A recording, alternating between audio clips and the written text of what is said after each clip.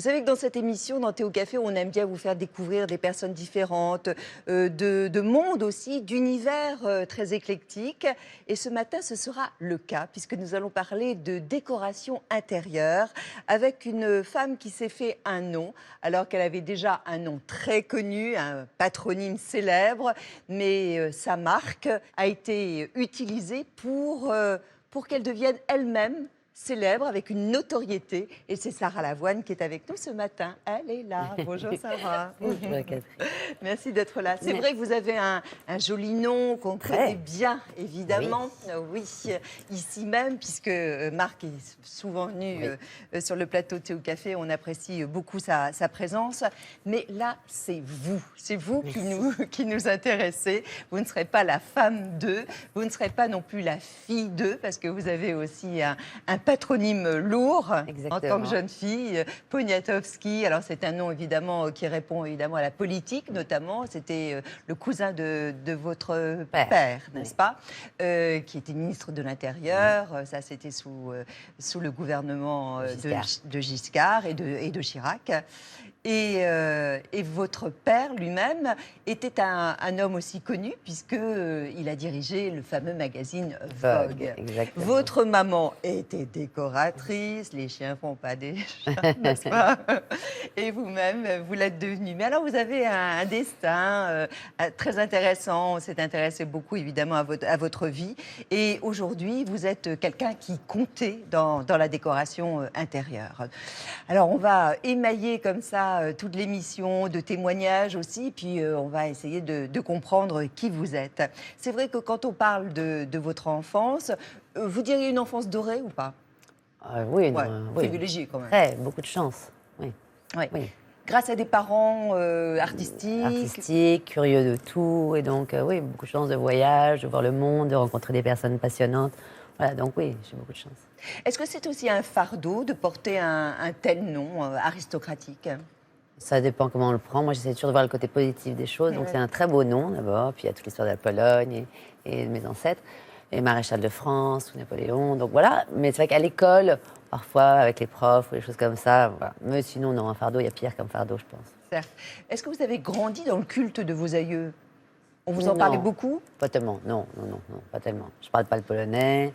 J'ai été une seule fois en Pologne, mais j'aimerais bien y aller plus. Mais j'aimerais emmener mes enfants. Voilà. Quand on marche devant le Louvre et qu'ils voient la statue de leur ancêtre, ils sont fiers et c'est sympa. Mais j'ai pas grandi dans ce culte-là, non. Une enfance quand même avec le Gotha un petit peu autour. C'est marrant cette photo, vous la connaissez évidemment fort bien, mais on l'a mise en exergue. Cette photo du mariage de Caroline de Monaco. Oui. Voilà, vous êtes toute petite fille là, vous avez quel avec âge? ma sœur. Ouais. Je sais pas, je vais avoir 5 ans. 4-5 ans, 5 ans, et 4-5 ma ans. sœur Marie. Oui. Super mignonne, vous êtes deux demoiselles d'honneur. Ouais. Hein. Vous avez un souvenir précis? Oui, c'était très amusant à faire. En fait, on est trop jeunes pour être impressionnés par quoi que ce soit. Donc, c'était très amusant et beau, avec une belle robe à cet âge-là. Voilà, on rêve tous d'être une princesse, donc toutes d'être une princesse. Et donc, voilà. Ah, ça, là, je la connaissais pas. Princesse, ça a une signification aujourd'hui? Ça change pas la vie, en tout cas, princesse. Non, je pense pas. Ça fait peut-être rêver. Mais au quotidien, ça ne change absolument rien. Moi, Néanmoins, je me posais la question, est-ce que ça génère des obligations, voyez, de comportement, par exemple, de savoir-vivre? Bah, on a eu une éducation et qui est importante, qui nous a appris beaucoup, vraiment des bonnes valeurs, qui nous a donné beaucoup de choses. Maintenant, moi, je ne suis pas princesse. Enfin, je suis princesse, c'est un titre, mais je ne m'en sers pas dans ma vie quotidienne. Non. Les valeurs qui vont de être bonne éducation, transmises. transmises, que je transmets aussi à mes enfants. De l'essentiel, la base de tout, le respect des gens, voilà, savoir. Alors, des gens, vous en avez connu, hein, parce que est-il vrai que vous avez rencontré, je sais pas, Orson Welles, le Dalai Lama? Oui. Tout ça, ce sont des personnes qui venaient à la maison? Non, qui venait pas à la maison, mais comme mon père nous emmenait, ma sœur et moi, un peu partout avec lui, et donc j'ai été effectivement en Inde rencontrer le Dalai Lama. Vous voilà avec lui. Ah oui, avec mon amie Gwendoline. Ouais. Ça vous a fait du bien de le rencontrer? On avait 19 ans, mais sans voix, on n'arrivait pas à parler devant lui, on était complètement, par sa puissance, sa force, sa gentillesse, c'était extraordinaire. Donc c'est des rencontres qui marquent une vie et voilà, qui apportent. Moi j'aime le goût de ça, le goût du voyage, j'aime aller en Inde, je me nourris de tout ça. À 19 ans, vous quittez la maison. Mais- Quand même, il y avait peut-être un petit besoin quand même de liberté. liberté. Ouais, c'est ça. Hop, destination New York. Ouais. Je veux être comédienne. Oui, bon, j'avais envie d'être comédienne. Forcément, voilà, ça mène à tout, hein, puisque je ne fais pas du tout ça aujourd'hui. Mais c'était une expérience extraordinaire. Je suis partie avec 2 amis et voilà, et donc ça m'a appris peut-être à être aussi plus à l'aise en société, avoir plus confiance en moi. En tout cas, j'ai vite vu que ce n'était pas pour moi. Mais vous êtes montée sur scène? Non. Non. Enfin, non, à l'école. Non, oui, Enfin, c'est ça. Voilà. Vous avez pris des cours J'ai essentiellement. pris des cours. Ouais. Ouais. Il n'y a pas une petite frustration? Je sais pas. Peut-être que Peut-être. vous y viendrez. Peut-être. Regardez, je suis bien chez vous. Tout est possible. Tout est possible. Oui. Alors, un an plus tard, vous rentrez et là, vous tombez amoureuse. Voilà. Donc, C'est jeune, hein. C'est jeune, oui. Ouais, 20 ans c'est jeune. 21 ans. 21 ans. Ouais. Ouais. Ouais. Bon, alors, il faut dire que Oui. l'homme est séduisant. Oui, oui, et puis voilà, c'était un conte de fées, j'avais 21 ans. Un coup de foudre. Un coup de foudre, Ouais. exactement. Et quelques mois plus tard, hop, mariage. C'est ça. On est Mariage jeune, en là. blanc. Mariage tradit ou pas? Mariage tradit. Ah oui, Ouais. oui, mariage tradit. Ça vous y fait teniez? toujours... Ou c'est votre famille qui vous a poussé à ça? Parce que vous avez, Moi, je comme vous pense un étiez peu des jeune. deux. Un peu des deux. Voilà, j'étais la première à me marier dans la famille. Enfin, hein, donc, c'était un grand mariage sans être non plus un gigantesque. On n'était pas à 500 du tout. Donc, voilà. Et puis, mariage tradit un peu au Maroc aussi, parce que c'est mon pays de cœur. Donc, Oui. Voilà. Votre père, il vit entre la France et le Bon, oui, Maroc. Ouais, exactement. c'est ça. Alors, en plus, Marc Lavoine, c'est quand même une famille modeste. Il le revendique, hein, d'ailleurs. Des parents communistes, dont il est très fier, d'ailleurs. Oui, Il a c'était écrit des un parents beau livre formidables. sur son père. Comment vous avez été accueillis, vous, par Très sa bien. famille? Tout le monde a très bien accueilli tout le monde, en fait. Mais vous dites ça pour ce que... Voilà, Non, non, la maman de Marc était vraiment une femme que j'aimais beaucoup. Et donc, non, très bien accueillie. Mais puis, vous voyez, on peut grandir dans des familles ou des univers différents. Ça change pas grand-chose. Elle lui a appris aussi une éducation, elle lui a donné une éducation très proche des valeurs Et après, communes. vous avez eu des échanges, je dirais même des différences de conception de la vie, parce que bon, être communiste, être issu d'une famille aristocrate, il peut y avoir quand même un fossé. Oui, enfin, il y a des héritages de famille, mais après, c'est surtout la presse qui fait la princesse, le chanteur. C'est la presse que ça amuse. Dans le quotidien, il n'y a pas ça. Il n'y a pas d'étiquette comme ça. Vous aviez des valeurs communes, Ouais. tous les deux. Mm. Comment vous êtes arrivée à la décoration, du coup? Alors, après avoir donc décidé de ne pas être comédienne, j'ai été lectrice pendant quelques temps. Et puis, j'ai fait la psycho, de la philo, enfin plein de choses différentes. Et un jour, j'ai appelé ma mère et je lui ai demandé si je pouvais travailler avec elle. Voilà. Donc, c'était la meilleure C'était une école. bonne idée, ça? Ah, bah, c'était la meilleure école possible, oui, déjà. C'est toujours difficile de travailler avec ses parents. Oui, mais c'était bien, j'ai appris plein de choses. Et pendant 2 ans, donc, j'ai travaillé avec elle et c'était passionnant. Et c'était, je pense... Vous n'êtes pas trop fâchée? Pas du tout. Même pas? Vous Non. entendiez très bien? On s'entendait très bien et puis voilà, j'ai tout appris. Alors je me sens un peu comme un imposteur parce que j'ai pas fait d'école, donc c'est compliqué Vous le parfois. regrettez? Je regrette de ne pas savoir dessiner, donc je suis obligée d'exprimer ou de dire à mes designers autour de moi ce que je veux d'une autre façon, d'expliquer avec les mains ou de parler Mais j'aimerais bien oui savoir dessiner. Donc je regrette parfois. Oui, j'ai sûrement aussi des lacunes de culture ou autre chose comme ça, mais j'apprends tous les jours. Ouais. Bon, c'est un bel exemple. On peut être autodidacte Oui. et être Sarah Lavoine. Votre parcours par Alexandra Garde. Sarah Lavoine, 3 mars 73 et décoratrice intérieure. Sarah Lavoine, c'est un peu la fée déco. Depuis 10 ans, tout ce qu'elle touche devient beau. Meubles, lampes, chaussures, miroirs, elle dessine et colorise avec brio. En effet, waouh. Elle possède même sa propre couleur, le bleu Sarah. Et depuis 2002, sa propre agence d'architecture d'intérieur avec une 40aine de salariés et des projets à Paris, New York, Tokyo.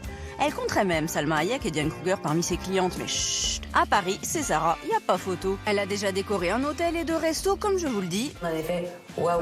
Et d'ailleurs, on lui volerait bien son bureau. Le bureau idéal, c'est le mien, sous les toits, avec une jolie vue. 3 boutiques, une collection pour la Redoute et Monoprix, sa propre émission télé sur Odyssée, et même un mari qui fait rêver. Elle a les yeux revolver. Non mais ça fait presque flipper. Hein.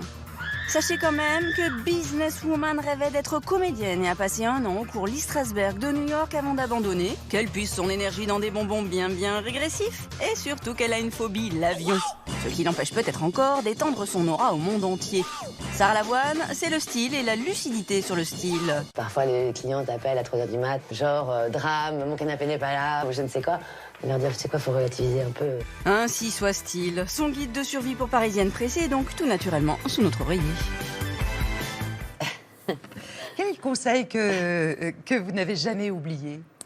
De ne pas se prendre au sérieux. Il ne faut jamais se prendre au sérieux. Voilà. Donc je ne me prends pas au sérieux, j'aime beaucoup rire, donc je ris en me voyant dire des bêtises. Vous avez pensé changer de nom?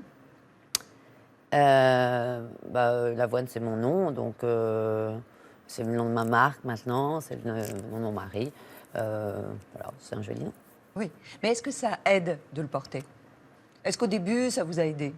Je pense qu'on a toujours fait attention avec Marc de séparer vraiment chacun son travail et chacun, voilà. Donc, Oui, mais au regard des autres. oui, peut-être, sûrement. Ça m'a ouvert des portes avec les journalistes, mais moi, je m'en suis jamais servie en tout cas. Le bleu Sarah. Oui. Alors là, C'est un peu celui-là, mais voilà, c'est presque. ça. Oui. Bon, il vient d'où ce bleu? De voyage, évidemment, De voyage, d'Inde, de toutes ces couleurs comme ça. Et donc, c'est devenu une marque déposée et l'identité voilà, de mes chantiers ou de mes créations. Il est profond, il fait rêver, il change avec la lumière, avec l'humeur aussi. Enfin, voilà, c'est... Mais toute votre vie, vous n'allez pas le porter, ce bleu Sarah, sur vos frêles épaules. Un jour, il y aura Non, mais il y a plein de couleurs. un jaune Sarah. J'ai une collection de couleurs, il y a à peu près 50 teintes, je pense. Avec des flashy, hein. Enfin, il y a du Ah, noir, plein, bien ouais. sûr. Il y a mais du noir, mais il y a du rose, du du- rouge, du jaune très fort. Il y a des couleurs flashy.